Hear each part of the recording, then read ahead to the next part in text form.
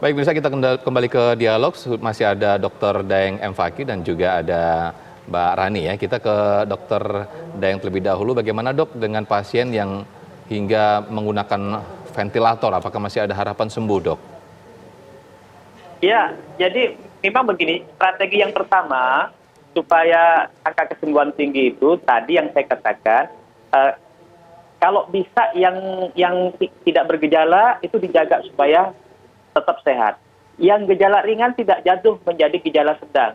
Yang gejala sedang tidak jatuh ke gejala berat. Nah, yang gejala berat ini memang memerlukan penanganan khusus di ruangan khusus yang disebut ICU tadi. Yang masih dimungkinkan dari perawatan dan dari pengalaman di kawan-kawan yang merawat itu masih diharapkan kesembuhan, kepulihan dari yang berat yang dipasang ventilator di ICU itu masih. Malah ada sejawat kami dokter yang sudah dipasang ventilator sekarang sudah sembuh ya.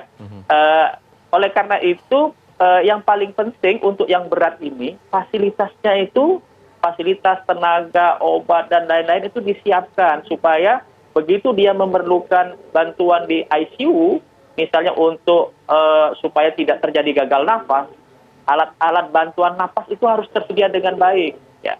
Nah, kalau itu semuanya disediakan harapannya itu meskipun jatuh ke gejala berat kita masih berupaya terus untuk bisa menyembuhkan pasien tersebut. Oke, Dokter Daeng, sepengetahuan saya informasi yang beberapa dialami oleh pasien COVID-19 yang sudah sembuh bisa kembali terpapar. Benar begitu, dokter?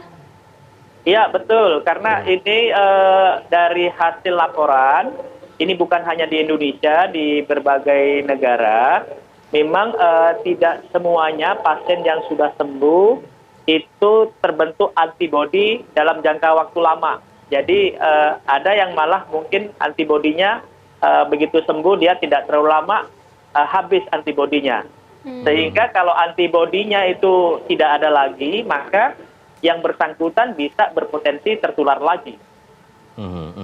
Ya, saya ke Mbak Rani. Mbak Rani, waktu Anda mengalami sakit, kemudian hingga akhirnya sembuh, ini apa saja yang Anda lakukan? Mungkin sempat memberikan motivasi ke teman-teman yang juga sempat kena, karena ada beberapa orang juga yang sampai seperti itu tuh Mbak Rani ya, memberikan motivasi bahwa kita bisa sembuh begitu.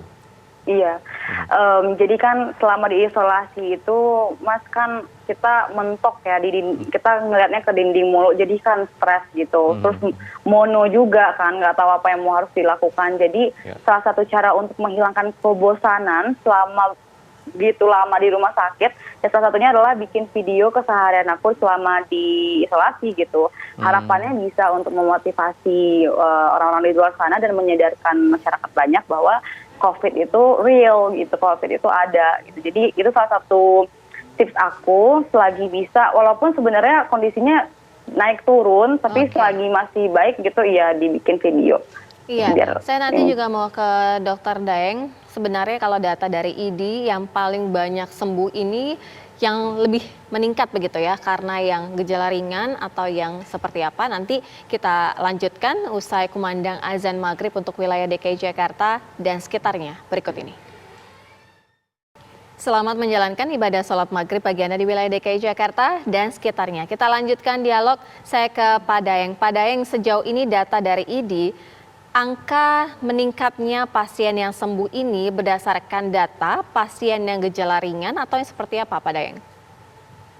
Jadi saya jelaskan begini bahwa ID itu tidak memiliki data khusus atau data tersendiri.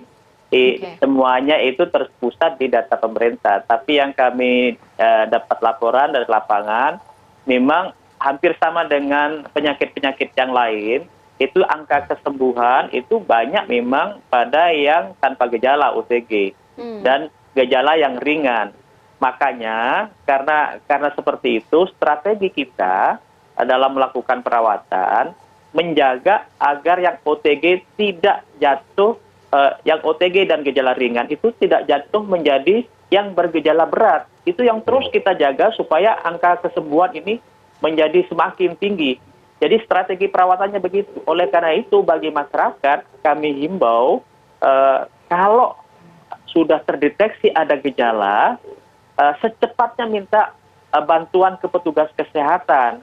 Karena jangan sampai terlambat ke gejala yang berat. Karena resikonya untuk penyembuhan itu akan lebih complicated, lebih kompleks daripada masih bergejala ringan atau tidak bergejala. Itu yang kami sarankan, termasuk kami terus mendorong penambahan kapasitas supaya apa? Supaya kalau kapasitas pelayanan ditambah, meskipun ada saudara kita yang sakit, itu begitu datang ke rumah sakit cepat bisa ditolong, jadi tidak putar-putar mencari rumah sakit yang ada ruangannya begitu. Oke. Ya, saya ke Mbak Rania. Mbak Rania, waktu sakit sampai sembuh seperti ini, asupan makanan apa aja sih yang dikonsumsi? Karena ada yang bilang nih, yang penting happy, makanan enak dihajar aja, yang penting buat imun supaya meningkat. Ini gimana nih Mbak Rania? Kalau Rania kan punya GERD atau asam lambung, jadi benar-benar harus jaga makan. Sebenarnya jangan junk food juga, karena kan junk food juga nggak bagus kan, seperti kita ketahui nggak bagus buat tubuh. Jadi kalau Rania itu rutin minum madu tiap hari.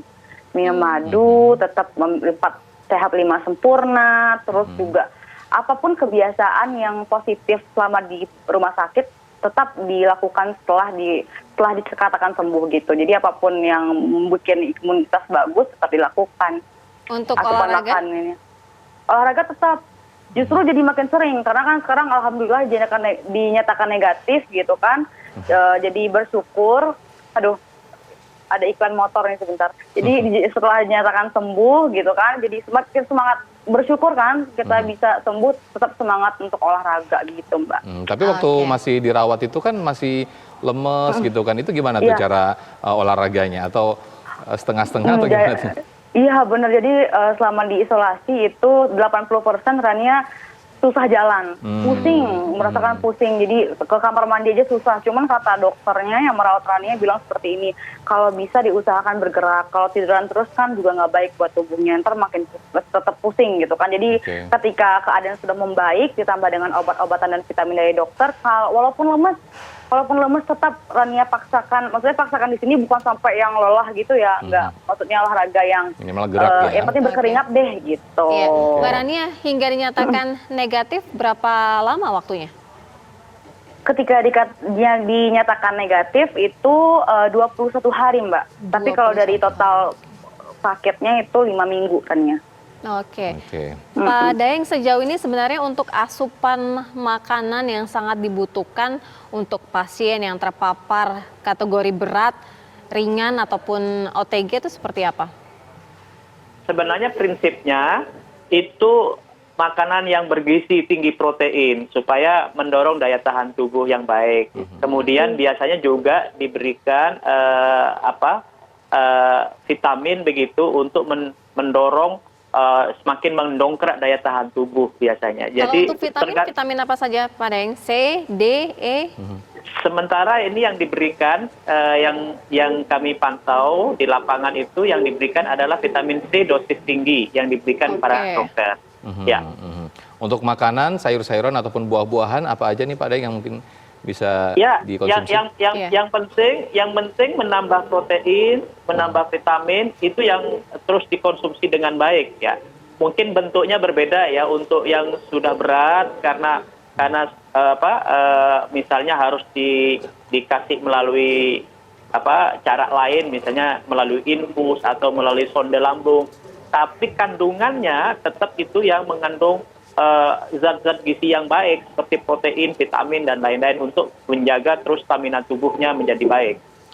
Baik, Dr. Daeng M. Fakih, terima kasih atas waktunya, Ketua IDI, dan juga Mbak Rania Salsabila, terima kasih atas bincang-bincangnya dan juga motivasinya ini ya. Terima kasih, selamat sore semuanya.